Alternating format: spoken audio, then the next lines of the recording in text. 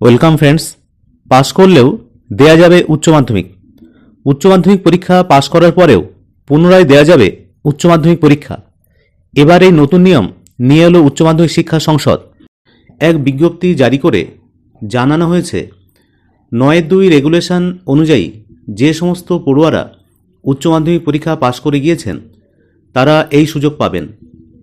উচ্চ মাধ্যমিক পরীক্ষায় ৬টি বিষয়ের মধ্যে 2টি ভাষা অর্থাৎ বাংলা এবং ইংরাজি ভিত্তিক বিষয়ে পাশ করতেই হবে।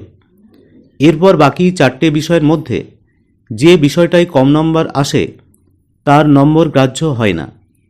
এই পদ্ধতিতে যারা উচ্চ মাধ্যমিক পরীক্ষায় উত্তীর্ণ হন তারা ৯-২ রেগুলেশনের মধ্যে পড়েন, কিন্তু বিজ্ঞান বিভাগের পড়ুয়াদের ক্ষেত্রে জয়েন্টে বসার সময় সমস্যা দেখা যায়।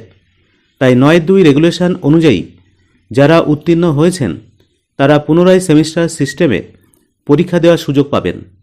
এর ফলে জয়েন্ট পরীক্ষা দেওয়ার জন্য তাদের সম্পূর্ণ 1 বছর অপেক্ষা না করে নতুন করে সেমিস্টার পদ্ধতিতে রেগুলার প্রার্থী হিসেবে ভর্তি হতে পারবেন।